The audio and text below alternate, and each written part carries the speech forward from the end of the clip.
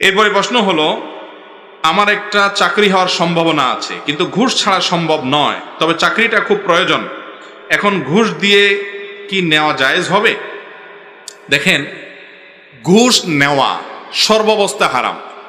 ঘুষ নেওয়া সর্বাবস্থায়, ঘুষ খাওয়াটা সর্বাবস্থায় হারাম, কিন্তু ঘুষ দেওয়াটা ওই ব্যক্তির জন্য জায়েজ যে ব্যক্তি ঘুষ না দিলে তার ন্যায্য অধিকার থেকে বঞ্চিত হবে।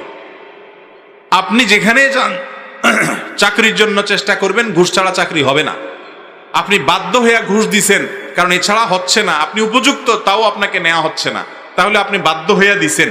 তো বাধ্য হয়ে যদি দেন, নিরুপায় হয়ে যদি দেন, তাহলে সেটা কি আছে? জায়েজ।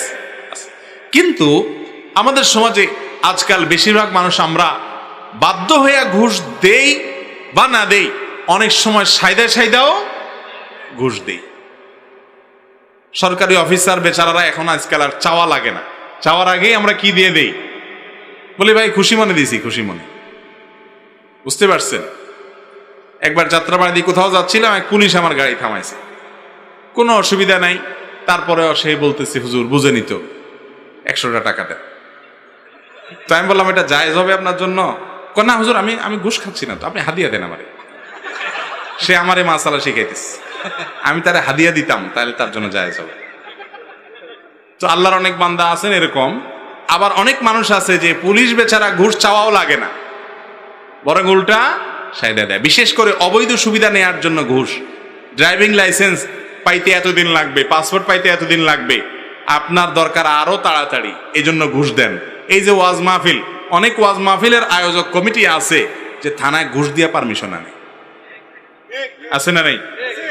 তাহলে এতে কি সওয়াব হবে না গুনাহ হবে? গুনাহ হবে। আপনি যদি আল্লাহরে বলেন আল্লাহ তোমার কাজের জন্য তো 2 নম্বরই করছিলাম, মায়ের আরো ডবল পড়বে। আল্লাহ বলবে আকাম করছোস তো করছোস আবার আমার নাম দিয়া, ঠিক না? ঠিক।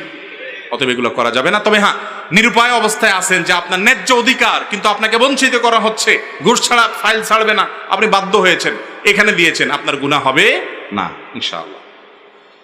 তবে ঘুষ ছাড়া যদি চাকরি না হয়, কেন চাকরি করতে হবে ভাই? উদ্যোক্তা হন, ব্যবসা শুরু করেন, ক্ষেত খামারে শুরু করেন। হারাম নিরুপায় হলে, হারাম দেয়া জায়েজ হলেও, ঘুষ দেওয়া জায়েজ হলেও আপনি যদি সেটাকে অ্যাভয়েড করতে পারেন আল্লাহর ভয়ে, যে না দরকারই নাই, আমি নিজে চেষ্টা করব, প্রাইভেট করব, অন্য কোনো চাকরি করব, উপার্জন একটু কম হোক, সুবিধা একটু কম হোক, তাহলে আপনি আল্লাহর কাছে এর জন্য কি পাবেন? সওয়াব পাবেন ইনশাআল্লাহ।